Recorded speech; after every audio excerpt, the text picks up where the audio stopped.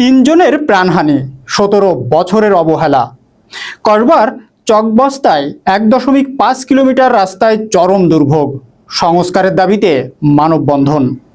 কসবা প্রতিনিধি মোহাম্মদ আশরাফ উজ্জ্বল এর বিশেষ প্রতিবেদনে থাকছে বিস্তারিত। আমরা তো রাস্তা পাই সমস্যা, বেশি পাই সমস্যা, রাস্তা ফেলে আত্রাই না আমরা। ব্রাহ্মণবাড়িয়া জেলার কসবা উপজেলার কায়েমপুর ইউনিয়নের চকবস্তা রেললাইন সংলগ্ন প্রায় 1.5 কিলোমিটার রাস্তার বেহাল দশা ও দীর্ঘ 17 বছরের অবহেলার প্রতিবাদে এলাকাবাসী মানববন্ধন ও বিক্ষোভ করেছে।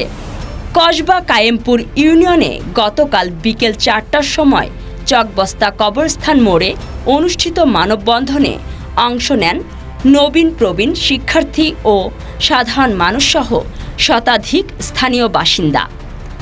এই রাস্তা দিয়ে প্রতিদিন কালতা, চকবস্তা, দিঘিরপাড়, নাখাউড়া, জাজিসার, গঙ্গানগর ও ওমরপুর গ্রামের প্রায় 5,000-এর বেশি মানুষ চলাচল করেন। কিন্তু দীর্ঘদিন ধরে সংস্কার না হওয়ায় রাস্তাটি অসংখ্য গর্ত ও কর্দমাক্ত পথে পরিণত হয়েছে। কোথাও নেই ইট, কোথাও নেই সিসি ঢালাই। এ অবস্থায় অনেকেই বাধ্য হয়ে রেল লাইনের ওপর দিয়ে চলাচল করছেন, যা চরম ঝুঁকিপূর্ণ। অভিযোগ রয়েছে, গত 1.5 বছরে ট্রেনে কাটা পড়ে অন্তত 3 জন প্রাণ হারিয়েছেন। মানববন্ধনে বক্তারা বলেন, আইনমন্ত্রী আনিসুল হক এলাকার এই সড়কের দুরবস্থার কথা জানলেও কোনো উন্নয়ন হয়নি, কারণ এই অঞ্চলের প্রায় 92% মানুষ বিএনপি ও জামায়াত সমর্থক। ফলে রাজনৈতিকভাবে বঞ্চনার শিকার হতে হয়েছে। চকবস্তা এই রাস্তা দিয়ে আমাদের কি অবস্থা আছে, কিছুদিন পূর্বে আমাদের একদম প্রেগনেন্সি এক মা নিতে পারি নাই, তাতে কষ্ট, অনেক কষ্ট কাটিয়ে ওই কালতানে উড়ে দিতে বাধ্য হয়েছি। এখন আমাদের একটি আবেদন বাংলাদেশ সরকারের কাছে, এই রাস্তা যত দ্রুত পায় সংস্কার করে দেব।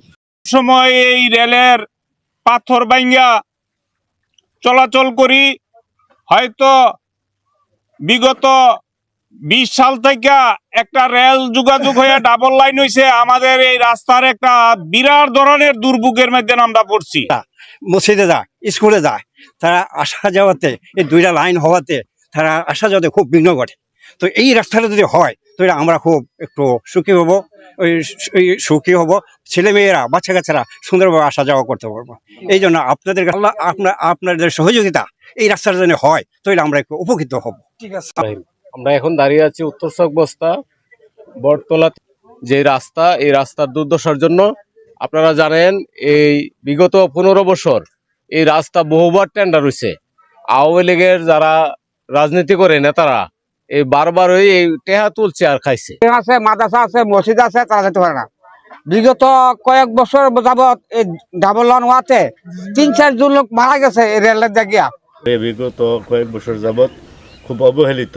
আমরা এখানে বিয়ে শাদিও আসে না সহজে, আসলো ফিরা জায়গা, এবং রুগী যদি মর্মান্তিক রুগী হয়, কোনো সময় চিকিৎসার অভাবে মারা যায়। আর মসজিদেও আমরা যাইতে পারি না, এবং পাশে রেল রাস্তা, এখানেও আমরা এই বিপদ ঘটে।